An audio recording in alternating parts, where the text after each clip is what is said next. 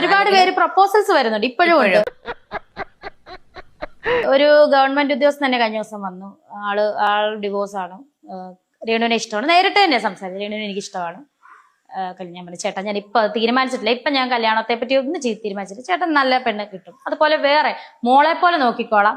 പുറത്തുനിന്നുള്ളൊരു ദുബായിക്കാരൻ മോളെ പോലെ. അതിന് മുന്നേ 2-3 മാസം മുന്നേ മോളെ പോലെ നോക്കിക്കോളാം. സ്വത്തുണ്ട്. കാര്യം സോഷ്യൽ മീഡിയയിൽ എന്ത് വന്നാലും എനിക്ക് വിഷയമല്ല. എന്റെ ഈ പണമുണ്ട്.